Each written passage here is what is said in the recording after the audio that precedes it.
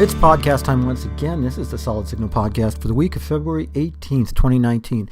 And I just got finished watching the season finale of The Good Place. Yes, I know it aired a couple of weeks ago, but that's what DVRs are good for, right? Holding on to the stuff until you're ready to watch them. That's the whole point of them.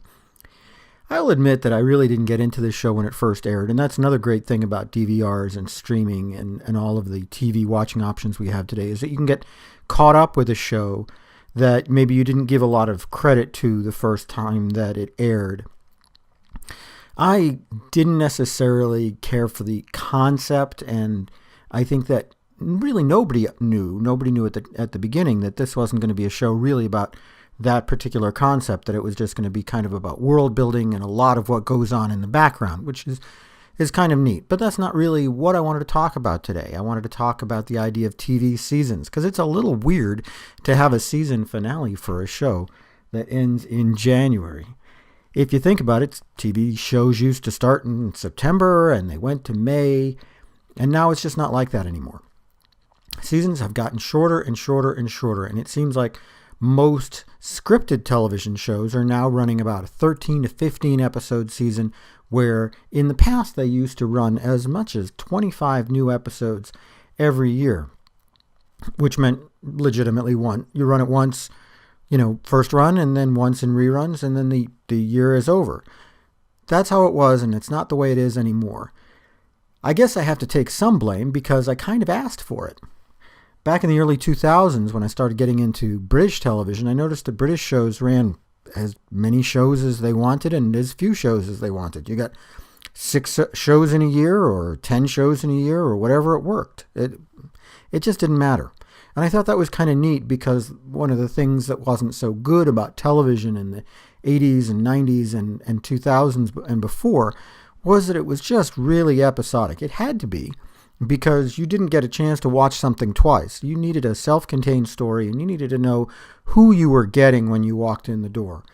You couldn't really have a lot of character development because there needed to be some room for, just people to walk in, people to miss an episode, because people had lives and they didn't have VCRs. Shorter seasons work really well for streaming, and let's face facts, that's how a lot of these shows are going to be seen over the long term. If you look at a show and it's got 10 episodes, especially if they're half-hour episodes, you could do that in a day. You could do that in a weekend. And then you're in and you're out. And it really is more like a 4-hour movie than a TV show. And that's good. It gives you the opportunity for storytelling with a beginning and an end, which I really do like. On the other hand, what it does take away is that sense of friendship.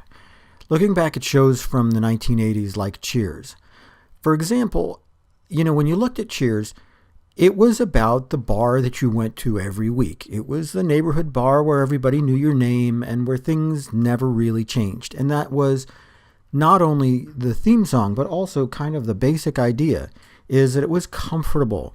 You didn't have to worry about a whole bunch of things happening, and that was what made it kind of fun.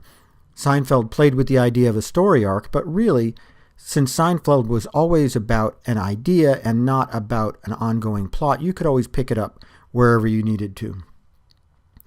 And as TV became more serialized, less episodic, well, that became greater for telling, kind of interesting new stories, but less fun for just sitting down and watching a kind of show that, you just want to turn off your brain and enjoy some characters who have become like friends to you in the past. So that's something I think we've lost.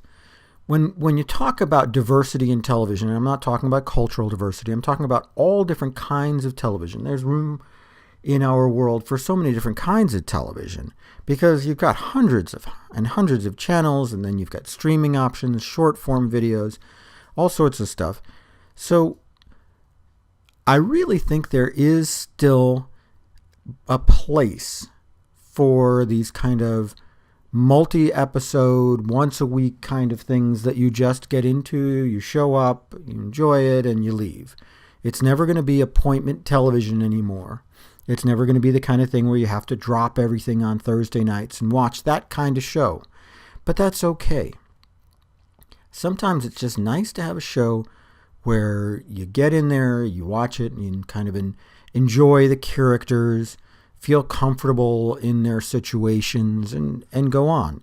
And you don't have to always face these big, important decisions and big, important stories. There are shows like that. There are shows like that all the time. And there are tons of them on Netflix, too. Not just older ones, but newer ones as well. But the problem with Netflix, of course, is it gives you some, the whole season all at once, and it relies on you to have discipline and maybe just watch once a week. I think it would be great to see just a few new shows on broadcast TV that were 25 episodes in a season, kind of episodic. They don't have to be dumb. They can be sharp, like The Good Place, but they could be someplace that you end up once a week and just end up enjoying the craftsmanship that's there. Craftsmanship is something that maybe we don't talk about on network television very often, especially since it's populated by ratings hogs like unscripted shows and sports. But there could be an option for some really well-crafted shows. I go back to The Good Place because I think that is the kind of show you could really watch 25 episodes in a season and you could find something interesting to see every single week. It goes back to a tradition of really densely charted and plotted shows from the 2000s. I go back to 30 Rock, which the plot was always really stupid and you could just sit down and enjoy the interactions and have fun. But you could watch 4 or 5 times and see what was going on in the background, and it was always very interesting. The choice was up to you. And I think there's room for a show in network that could do the very same thing. That's about it for me and the podcast this week. I hope you have a great one. Relax, sit back, watch a little TV.